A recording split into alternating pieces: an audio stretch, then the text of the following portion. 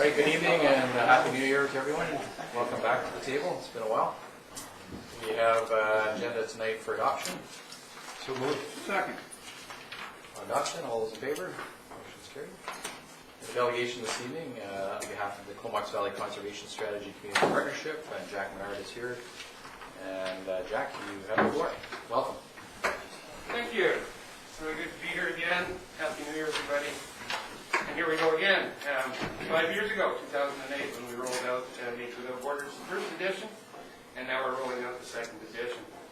And we'll go through some of the changes as we go through the presentation. I'll try and really work through this so I don't use up more than my 10 minutes. These services that you see on this slide are really what we're talking about. It's really what Nature Without Borders is about. This is about health. This is about the health of our landscape, the health of our environment, and human health. Without these services, there's little to go on in the future. These are very, very important services and things that we cannot reproduce or couldn't afford to if we had to. When Nature Without Borders first came out, there were 25 recommendations to protect conservation areas, 15 to prevent further loss of sensitive ecosystems. It was land-based with no water resources included, and it was endorsed by yourselves as well as every other jurisdiction in the valley. I'm going to just let this time lapse gear up. It'll take a few seconds to get going, but I would like to draw your attention to the municipal areas as we go through this. This starts in 1984 and goes through to 2011. This is a very, very significant time lapse of accumulating impact in the Comox Valley. See these areas in here, the green areas are slowly disappearing. But when we end up in 2011, just a couple of years ago, we still have quite a bit of area that we could call green space throughout the valley. So we haven't done a terrible job. We've done not too bad a job so far, and some really good things have come about. You probably all remember these slides. These were slides that we showed in the first iteration, sensitive ecosystems in 91.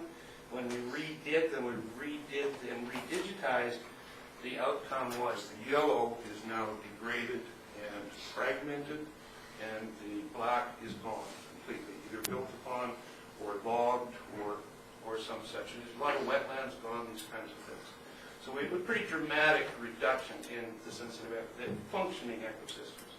So leaving this for the present. Well, that was back in 2004. I think we've lost some more since then.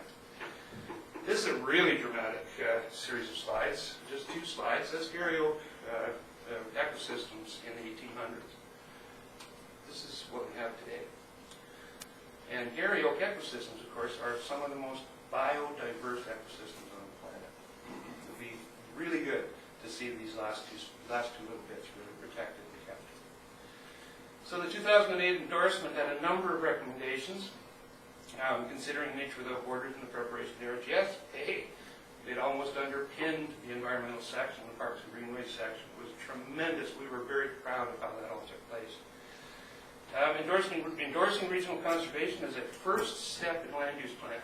I think we've made gains on this one. I don't think we've seen policies in place yet where some of these things are not fully up to the commitment that was made. Ensuring that rezoning applications include detailed inventory and mapping. I think this has come way farther ahead. I think we're all using ArcView now. We're all using sensitive ecosystems, and we're doing a much better job with their mapping.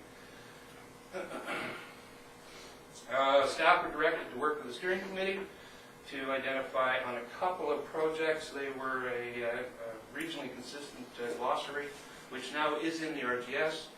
We have a new glossary of terms in Nature Without Borders 2 that I suggest you have a look at and compare just for fun to the RGS, because there are a few differences in the definitions.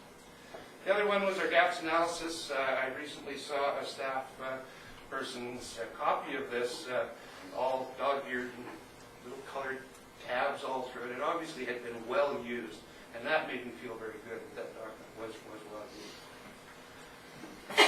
The outcomes so far in the town of Comox, we have discussed wildlife corridors, the Garry Oak habitat EPA, the urban forest strategy is tremendous, and the Northeast Woods. What can I say? What a tremendous success that was, and thank you to you all for your hard work on protecting and securing that. In Courtenay, we've had a big impact on the environmental BPAs. The Land Trust is a referral team with the City of Courtenay. We would encourage the town of Comox to consider the Land Trust as a referral team as well. Feedback protocols. We now are developing a way that when we make comments on something, then the city can talk back with us, and we're developing those protocols. And once we have a bit of a template, we're going to bring that to you. The Arden LAP, tremendous modern local area plan. If you haven't had a chance to look at it, really innovative, quite exciting. And City of Courtenay is doing the State of the Environment report, which we're going to be talking about over the next few years. Village of Cumberland, habitat connectivity mapping. This is very interesting. I'll show you a map a little later and go into a bit more detail about that. And we have engaged the CBRD right at the very beginning of their OCP. Their new long-range planner is working with us. They've already granted us some money to update mapping already. So we're really, really closely working already with them. Nature Without Borders, of course, was utilized by the Regional Growth Strategy, and in a way, really kind of defined, was a pillar of that document. I put this quote in here from the CBRD Parks and Greenways Plan just to remind everybody how important this is to the public. This is 100% of the residents in the survey agree that parkland is a good thing. So that's green space and the kinds of things that we came to live here for. This is the new map. It is the same map, other than the colors have changed a bit. Tried to show the lacework, that network of protection that we're recommending. You can see the green are the upland corridors. These are not mapped. This is a concept. This is an idea. This is an opportunity, a possibility over time to create a linkage of contiguous wild space. We have trails in the yellow, the pink are the ecosystems, the blue is our aquatic systems. All put together with the aquatic systems and the upland habitat systems, we tend to get a biodiversity network across the landscape. And protecting biodiversity is our job. It's one of the things we really need to start applying ourselves to. So with Nature Without Borders 2, we talked about connecting communities naturally. We brought in drinking resources, the estuary and foreshore. Certainly a greater clarity in this document. The original document was a little difficult to read. But certainly had all the science there. This one has really cleared up a lot of the vision, goals, objectives, and the guiding principles. As I mentioned, a good glossary of terms describes the connectivity conservation planning to a better degree and emphasizes the need for indicators. This is indicators being developed by a lot of the groups locally. Where's a place that we can identify that when we measure it, it shows us an indication of what's happening. This kind of indicator really does save money because you don't have to do the whole thing. You just identify those indicators. And then you can track and report on how well we're doing. And emphasizing the need for a regional governance structure. This is a structure that allows for cross-border collaboration and cooperation. The Arden LAP is 3/4 in the regional district, 1/4 in the city of Courtenay. And they're going to somehow have to work out how that governance works as it moves forward. One last slide to show you just how serious things are. 61% of our local species are listed. That's the true and sad story, and it's a direct result of our not protecting our sensitive habitats over the years. So we bring in 9 new recommendations on this issue of Nature Without Borders. I believe you have them in your package with a little more detail. I'm just going to run through them very quickly. Protect and restore the remaining extensive ecosystems. This carries right through from Nature Without Borders 1. Developing and maintaining landscape connectivity. I've talked quite a bit about it so far. Just want to point out how important it is to understand that this piece of habitat right here, animals and the species that use this habitat do not use the edge. They only use the interior. If you've got a road or something else going through the middle of that, there's very little habitat there. And until we create this connectivity and connect these pockets of habitat, we are going to be losing more and more species. This is the proposed DPA map for the Cumberland OCP. Draw your attention to this right here, potential connectivity areas And this gray or kind of greeny area, the entire landscape is covered with that. That's not a prescriptive type of DPA. It just allows planners in the village to say, oh, you want to do a development there? Well, look, we have some contiguous wild space here. Let's run it across your property and join it to the next property. It is opportunity. It is what we're talking about in terms of wildlife corridors. With the aquatic corridors, add up to those biodiversity corridors. Maintaining natural systems function, I think one of the things we all know is it costs way more to repair these things than it does to protect them in the first place. And the natural function of these things really are helpful economically, socially, and environmentally. What can I say? We've got to conserve our drinking water. We've got to start treating it with a lot more respect. 40,000 people or so drink out of the lake. That's why we have the picture here. But even well water, all water comes from a watershed. And if we're not protecting it and using the land properly, then we do tend to, we want to put in a $32 million treatment plant to treat our drinking water. That's kind of next if we don't take the step to protect it now. Forest and tree cover, very important for stability. If you saw the aerial footage of the Dominican Republic Haitian earthquake in Haiti where there were no trees, the buildings literally melted. Where there were trees, there was a lot more stability and it survived much, much better. Bank stability, land stability. They draw water and cold water on the landscape for a longer time. They're just really useful. Plus, if you're a bird, it's real nice to fly in and have something to land on. This, very dramatic picture of the spit. And you really almost can see the process at work with the sand moving along. But I use this slide just to show that the estuary is a whole bucket of processes, and those processes are natural processes that need to occur. And we have done a lot of damage in the estuary, and we can bring it back slowly. There's a very good group working on it, the Estuary Working Group. I think some of you are very aware of what their work is up to, and they're doing a great job.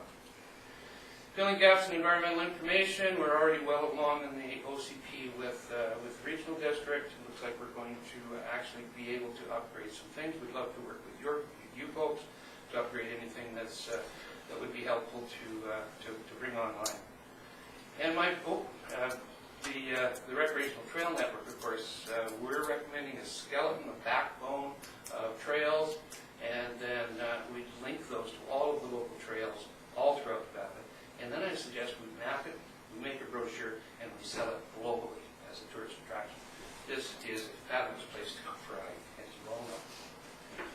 My favorite, strong incentives to really get things going in the right direction. When I presented to the City of Courtenay, I mentioned there's a number of vacant lots in the city that have been vacant for some time. These would need some kind of incentive for developers to start developing them. So the city is starting to think about reducing DCCs, reducing taxes, deferring taxes, better density bonusing, these kind of things. There's creative things happening in this regard all over the world, and we're happy to come and talk with you about some of them. A balanced approach is what we're proposing. This is not anti-development. This is in a way pro-development, but it's also pro-health. It's pro-long-term quality of life. So that when we do build, we build in the right places. We protect the things that we want to protect. And we end up with a valley we can all be proud of. And we protect these services, these natural services that we have taken for granted for so long, that are so essential. Few of our supporters, Real Estate Foundation continues to be our biggest funder. Blue Water Project has been a regular contributor, and we are representing 20 local groups, both environmental groups and ratepayer groups. Thank you very much. Any questions for Mr. Bernard at this time? Or Councillor Price? Thank you, Jack. And as you know, you don't make a decision. I'm fully aware that that's the process. Okay.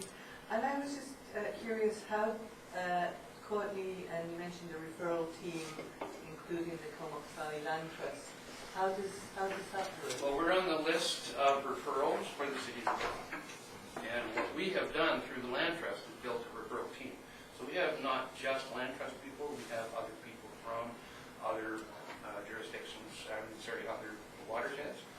But we also, whenever we get a referral, we include, like the Millard Piercy, Solom River, a little bit of Roy Creek.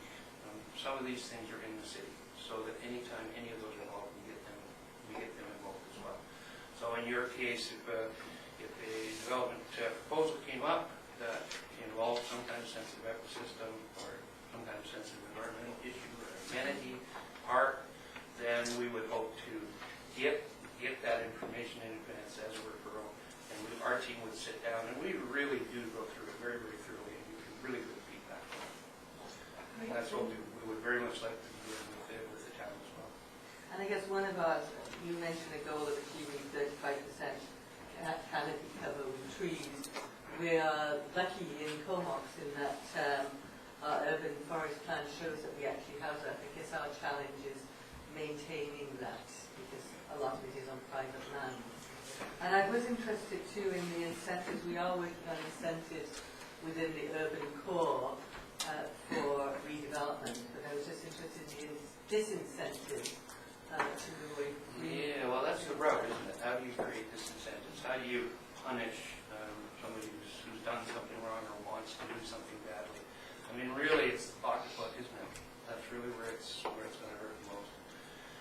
I mean, one of the things that come up is the Puntless Triangle. If a developer were to get an amendment to the RTS and were to get some kind of approval for some kind of subdivision out there, I really hope it would cost a lot of money, because it would be a disincentive to carry on. Perhaps there's a way, instead of charging a whole bunch of money for development there could be arrangements made to do transfers and allow that same developer to develop in town somewhere. I think there's creative things that can be worked out in this regard. I'm not the expert on them. There are people who are doing creative things all over the planet. So I think it would do us all some good to research some of these things and get creative, because I think we can. All right, thanks. Anything else? Thank you for your presentation. Staff will take it under consideration and report back to council. Thank you very much. Okay, for minutes of meetings, we have for approval the regular council meeting of December 4th. Move. Second. On approval then, all those in favor? Motion is carried. And we have two sets of minutes from previous public hearings that weren't approved, because they were done at the same time as the public hearing. So June 26th and September 25th. Move. Second. On both of those, all those in favor? Motion is carried. December 11th, we had a committee of the whole meeting, minutes for receipt. Move the receipt. Second. Receipt then, all those in favor? Motion is carried. And one recommendation on that committee was to carry forward a number of unexpended capital budget items to 2014 as listed in the agenda. I'll move the recommendation. Second. Thank you. Any discussion? Those in favor? Motion is carried. All right, moving on to unfinished business, the manager report for receipt of page 33. Move. Second. Receipt then, all those in favor? Motion is carried. Anything arising out of that? Seeing none, Just sorry? a quick question on number 2. When the application is put together, will we see a copy of it before it's sent in? Is that the plan? Yes. Okay, great. Okay. In regards to the marina waterfront enhanced space, yeah. Okay. All right, special reports. We have, first of all, the 2013 final payment in lieu of tax payment for CFB Comox and recommendation.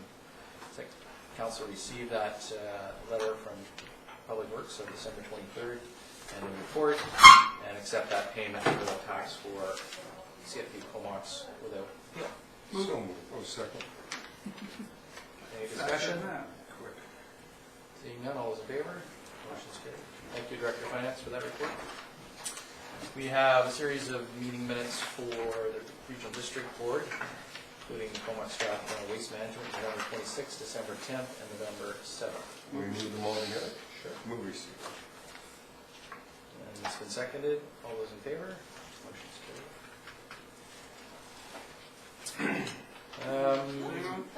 Sorry. I just wanted to comment to council that a couple of items on page 38, note that the CBRD has investigated the feasibility of Comox Valley Crime Stoppers being included in their victim assistance services, and that group did present to council Oh. for funds, as you Yeah. recall. Yeah. So just to update you that yesterday, the CBRD moved forward with the viability, asking staff to further make movement on the bylaw to allow for Crime Stoppers in the victim services function 200. So that will be at additional cost, I assume, That will come back to the board as part of your budget discussions consideration. for 2014? It's questionable that it will make, yeah, 2014. Okay. May 2014. Okay. All right. And the only other thing I wanted to draw attention to was on page 45, that the CBRD is going to launch a Comox Valley Community Carbon Marketplace. Oh, yeah. We also had considered that at our table and had the report from our staff on that. So the CBRD is going to do that. They will fund that initiative, and we will be seeing a letter advising us, and we will have the ability to purchase carbon credits from that local marketplace. That's great. So that was good news as well. All right, thanks for that. Anything further on those minutes? Seeing none, we'll move on. We have a presentation from our planner on the item under new business, which is rezoning around marijuana for medical purposes regulations. We'll firing up the apartment there.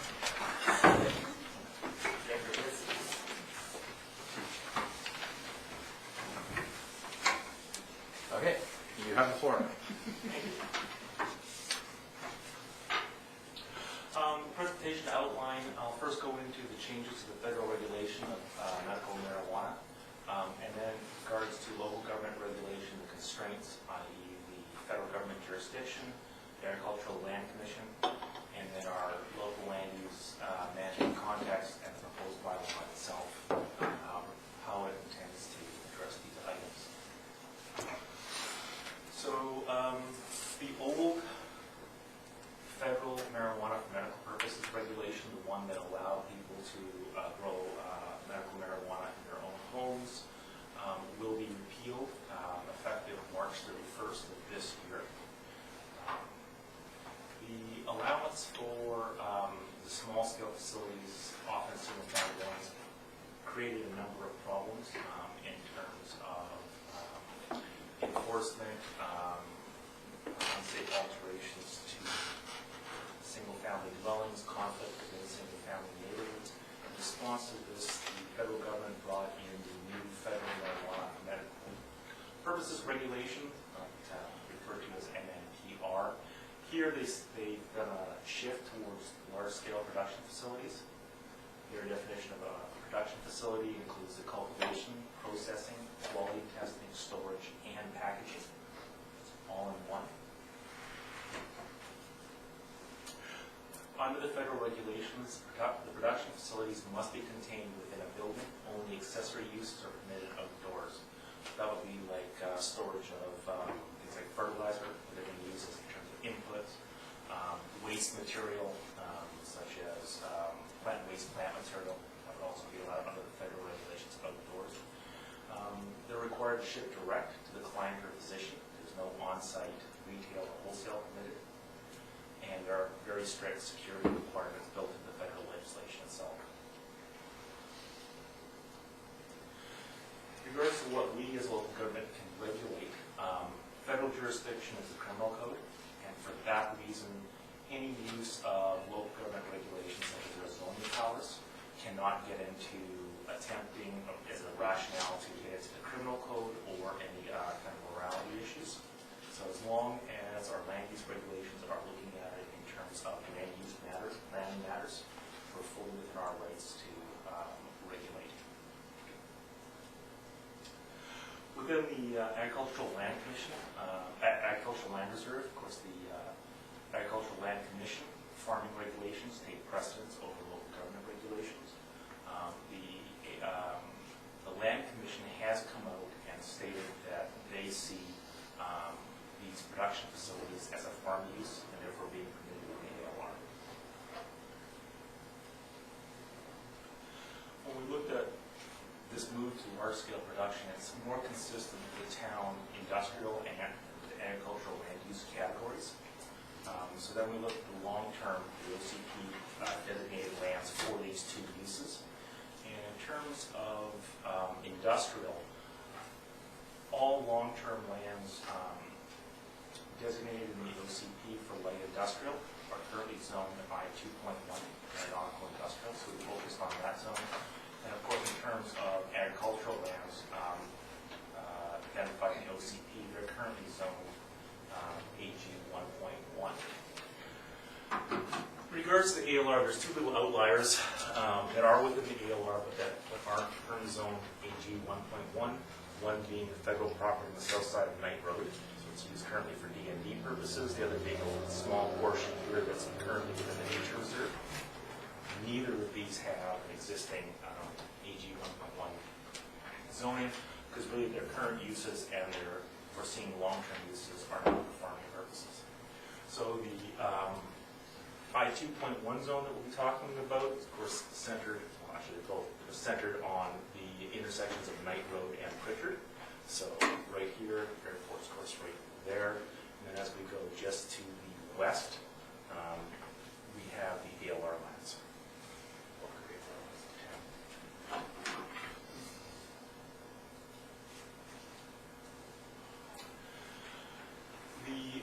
When we took a look at the proposed bylaw itself, it would only allow these production facilities in the AG 1.1 zone and the industrial 2.1 zone. Under the existing provisions of the industrial 2.1 zone, there would be no outdoor storage permitted. So, for example, items such as storage of fertilizer would have to be fully contained within the building. Waste material like normal garbage and recycling, of course, could be outdoors. That would be essentially as the federal regulations prohibit retail and wholesale, we think that the risk of the federal government reducing those restrictions on no retail or wholesale are quite low. And for that reason, we don't propose as part of the bylaw to specifically exclude marijuana production. So the sale of marijuana in our retail stores and our wholesale zoning category, we just don't see that as coming. And we would definitely hope that we would get enough advance notice that they are going to ever even consider that. And if there's any questions? All right, any questions for our planner? No, thank you for that presentation. All right, so to move this forward, and I believe the regional district is looking at this as well in the rural areas. To move this forward, we have to go through a rezoning of those lands on the terms as outlined by the planner. So first and second reading of proposed zoning amendment bylaw 1764 would be required. Move. Second. Give it a second. Any discussion? Seeing none, all those in favor? Motion is carried. And then also a public hearing be scheduled for bylaw 1764. So, Moved and seconded. All those in favor? Motion is carried. So that'll be scheduled in the near future, I would imagine. Subject to quorum and all those things. Now, there was one part of the report, Mr. Planner, that was of note in terms of somebody did apply in the meantime for a facility of this type in perhaps another zone or this zone. There's a sort of a stop you can put on those for a certain period of time. Yes, and the council's passing out the bylaw for first and second reading. That would activate that provision, so the council would have that power. Okay, great. Well, thank you for bringing that forward to us in a timely fashion. Okay, now we're to correspondence, starting at page 79. We have the usual letter we get this time of year from the Snow to Surf Society for the race coming up on April 22nd. Move that we grant the request and receive the letter. Thank you. Second. Anything further that we need in that regard, Sylvia? No. Okay, Councilor Fletcher? Just the fact that the group requested the use of the bleachers made me think of the Nautical Days report where they had concerns about the condition of our bleachers. So I'm just wondering, where are we at with that? Sylvia? We've phased those bleachers out, the older style ones, and I think appraiser was telling me the other day that most of them have been replaced, so it shouldn't be an issue. And we're dealing with a report on nautical days, more than likely next week, that'll speak directly to that issue. Okay, anything further on that? Seeing none, all those in favor? We have a letter here from the Vancouver Island Regional Library Board regarding the 2014-2018 adopted financial plan for receipt. Move receipt. Second. Any discussion? All those in favor? Motion's carried.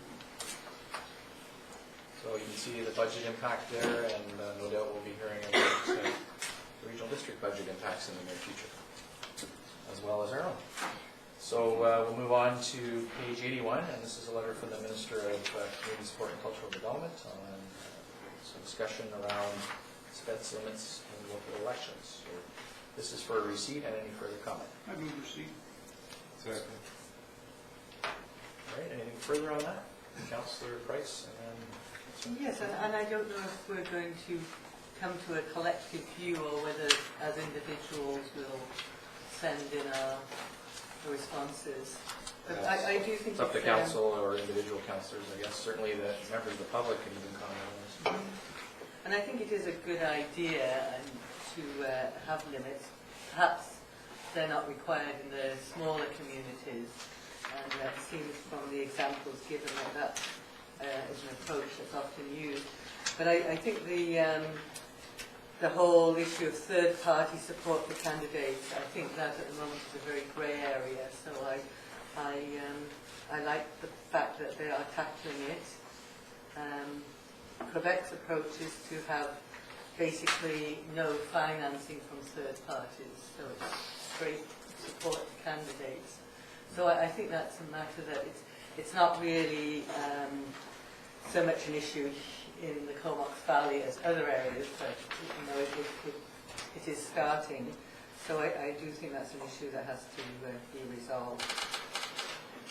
So yes, thank you, and I will send my comments in. It's probably worth noting as well that they're looking for input to create some legislation for not this upcoming election, but the following one, whenever that will be.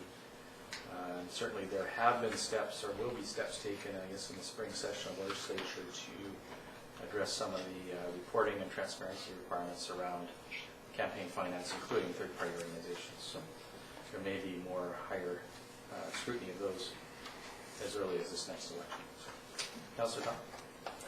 No, I thought we were going to vote on it. Oh, okay, I was jumping ahead. Certainly it'll be an issue within the next 10 months around elections, generally speaking, but if anyone has comments they want to pass on, there's a way of doing so.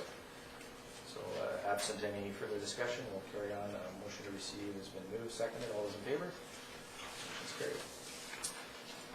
Letter from the Comox Town Residents Association, authored by Mr. Donald Anderson, and this is around public consultation major projects. So motion to receive and refer to staff would be in order. I'll move that. Second. And on that, CEO, do you understand that there's some work underway in terms of development procedures? Yes, we're currently looking at amending our development procedures bylaw that speaks to Council's request for us to start streamlining development application processes. And there may be some aspect of what's being spoken to in this request that would be accommodated under those expedited procedures that we're looking at. So we currently have that before we've sent it off for legal review, so we should be getting something back probably in the next 3 to 4 weeks before council. Yeah, I just have one comment in the letter. It refers directly to the Marina Park Hotel and the lack of public information, and it says that it's unacceptable. In my understanding, they brought us a proposal. It came to us, we made some fairly significant changes to that proposal, sent it back to them, and we've never heard back. So I'm not really sure what it is we would be reporting back or what public information we would be able to give until we got that back. So I just wanted to clear that up, that we're not hiding anything, we don't have anything to show yet. So. And certainly that particular developer in this third iteration of its project had 2 public meetings in advance of bringing it to council. So There's both a specific and I guess a general question, and we'll see how it goes. The current status of that application is, I take it, still pending? Yes. Right.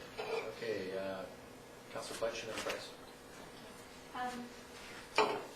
I see some value in what's being suggested here, and I think not only for this project, but probably if we see something come forward on the Lorne, I think, they're very, very major projects that affect the community deeply. So I think this would be a good process if we can get there to engage the community a little bit more and get their thoughts.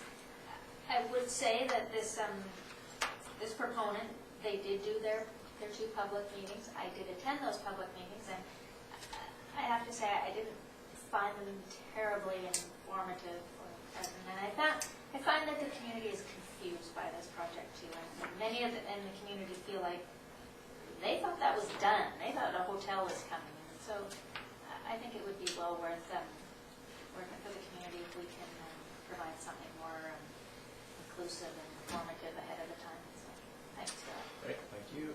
Councillor Price? Yes, and I agree with Councillor Fletcher. I think for major projects of this nature, and particularly the waterfront is the #1 site of interest for Comox residents, that for the town to host a public meeting, and I'd be interested to see what the procedure that's been proposed. I definitely think having the availability of comment sheets and some interactivity. And I think the model is an essential part of this. There was a model for the approved hotel facilities, and I think it would be good to see, so that people can see the comparison too. This is probably our #1 major development in a very long time. So I would concur and look forward to seeing what comes out of the recommendations. But I think that we need to, at some point when we have more information, we need to be hosting that, rather than get to the stage of the public hearing when people feel that it's really hard to have an impact other than a negative one. So yes, I'd really like to see that we do that. Well, thank you for that. Certainly in the long process that this project has been considered, there have been a number of iterations of it, as I mentioned. There was a town-hosted public meeting, I think, on the first proposal. The second proposal was not a rezoning, it was simply a commercial development permit. So a little bit less process than rezoning, and of course this one is contemplating rezoning. I suppose it's too early to say what council would want to do, but when and if, and the if may be the biggest part, this project comes to us for first and second reading, certainly there's opportunity for council at that point to outline whatever public process they want for the specifics of this, or any other application. So certainly council has that purview to direct staff accordingly. I will say also, though, that it is incumbent upon developers to solicit public support for their projects regardless.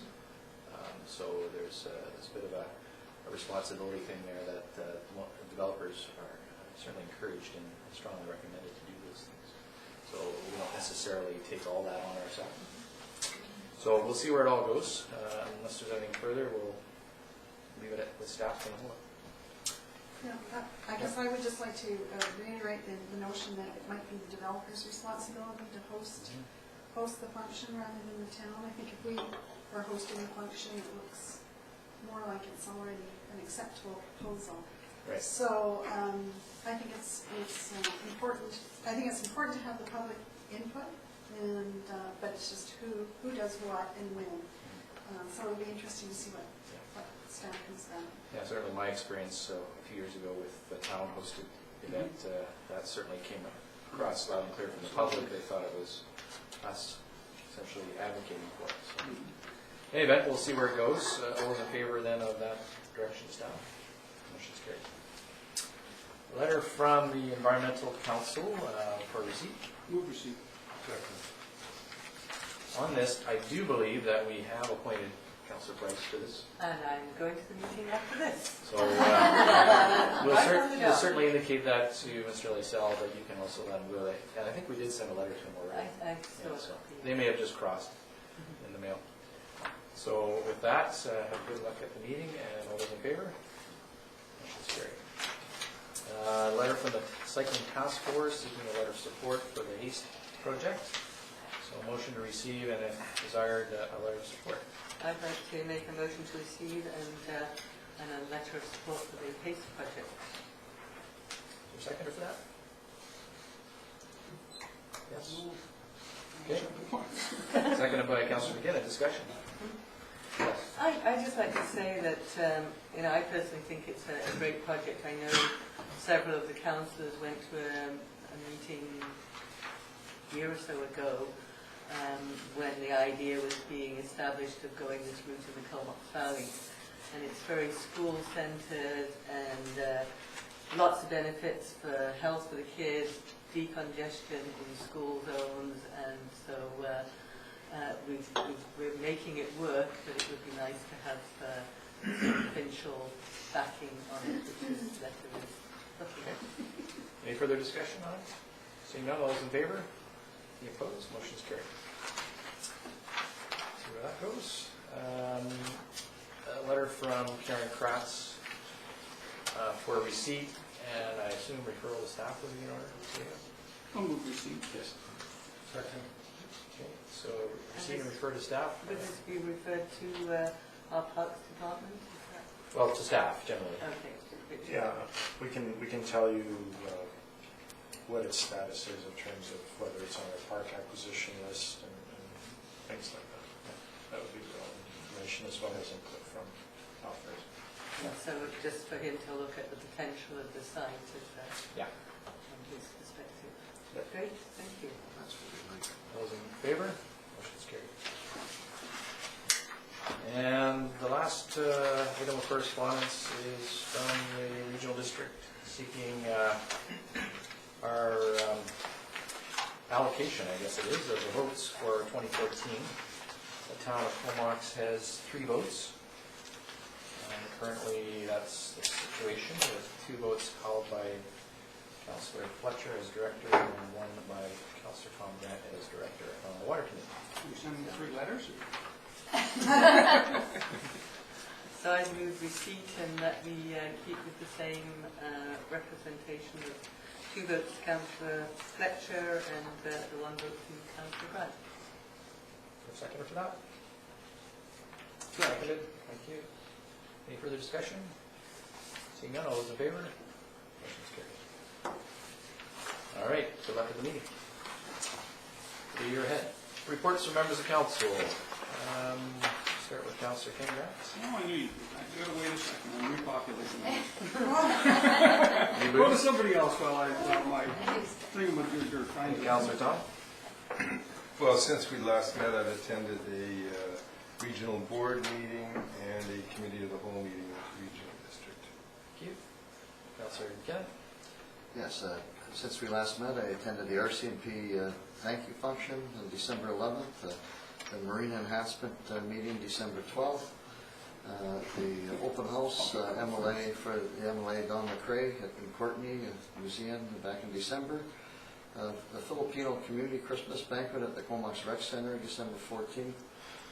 I attended just this past week the panel on crime reduction in the Comox Valley at the Stan Hagen Theatre with Mayor and Councillor, another councillor, and this Saturday I'm going to the Vancouver Island Regional Library Board meeting in Nanaimo. Councillor Price? Yes, because it's been such a long time, the staff Christmas dinner and the RCMP Christmas reception. We've attended 2 cycling task force meetings. As acting mayor, I attended the signing of the Aboriginal Education Agreement at the Sid Williams Theatre, which was a very moving ceremony. They bussed all the kids in and filled the place. And it was a representation of different groups and dance and music and real celebration of what they're achieving in that area. And I attended 2 of the marina planning sessions. Councillor Swift. Okay, well, I attended the crime reduction panel that was held earlier, or last week, I guess. I attended the Winter Mixer coming to the museum before Christmas, the RCMP Christmas reception, and the reception with Don Craig at the museum. I attended the 2 of the Marina planning sessions, the SIMR meeting yesterday, and the APC meeting that was held last week. It's a pleasure. Thank you. And since we're back going on December 4th, I attended the CBRD inaugural meeting on December 10th. Evan Greve was re-elected chair and John Miller as vice chair. December 15th, I attended the base commander's open house, and it's nice to see that the colonel has moved to Comox. December 21st, I assisted with the hamper delivery program. It was a great program that runs every Christmas here for the valley. January 14th, yesterday I attended the CBRD Sewer Commission. We have our own Tom Grant re-elected as chair of that. So I must have been at that meeting too. Or maybe not. That's how you get those jobs. And the CBRD get a whole bit well yesterday. Thank you. Great. Councillor Kendrick. Yeah, so I attended several Christmas parties over the season, too numerous to mention. I think it was 5 on one night, so that got a bit silly there for a while. Also, BIA executive meeting. I went to 2 Marina Park meetings. I went to the Economic Development Executive meeting, the Economic Development meeting regarding the conflict of interest with the regional directors, and it has been decided that they will send alternates there until that becomes straightened out, which it's a stopgap, I think, while we get through and figure out how that's going to go. But because there's a study going on that, there may be some ways to work with that a little bit better as we go, so that's going on. I helped out with the Winter Bites, building the roof for the outdoor rink for a couple of days, and I attended 4 New Year's levees, and you owe me. The rest of you must have been nursing hangovers or something, because you and I were there. Yeah. So that's what I've been doing. Well, thank you. I, back in December, met with a fellow who's running for the Conservative Party BC leadership, Dan Brooks. He came to meet me at Town Hall just to talk about local issues. Town Christmas party, inaugural CBRD board, RCMP Christmas open house. The CAO and I had a telephone meeting with Greg Bainton, who's the Vancouver Construction Association Executive Director, around procurement and specifically the current model that we're using for the Public Works Perks project coming up here this year. Met with the then president of the Legion regarding the New Year's Day levy at the Legion, where we were co-hosting. Don McCurry reception, Seabeds, Chamber of Commerce, 19 Wing Commander, all those Christmas receptions, of course.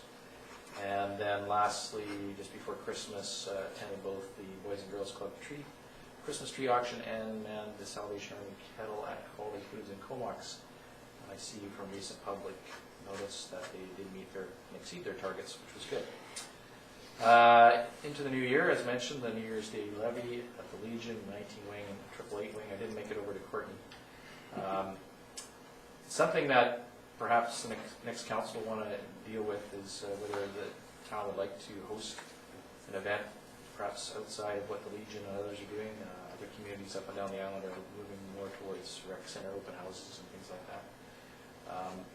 I didn't recognize a whole lot of newcomers at the Legion. There might have been 2 or 3 citizens that were there. The rest were the usual Legion members, so I'm not sure that that particular event was conducive to getting more of the public out to that type of event, but that would be something the next council could consider for New Year's Day 2015.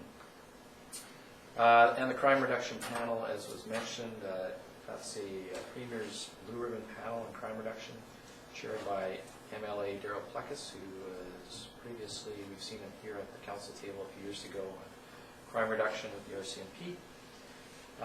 And it was good presentations and some general discussion around the funding of various social development agencies.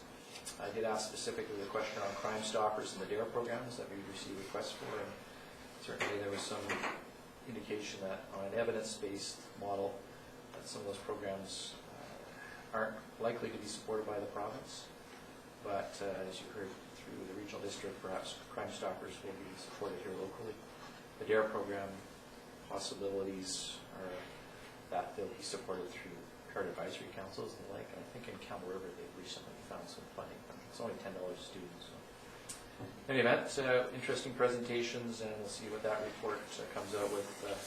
Certainly was acknowledged that the Comox Valley, and Comox in particular, has very low rates of crime, and certainly in keeping with the overall trend across Canada.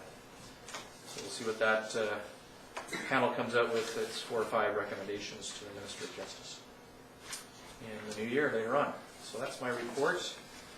And no late items. Any media questions at this time? Any questions from members of the public at this time? All right, no in-camera meeting, so a motion to adjourn would be in order. Those in favor? Motion's carried.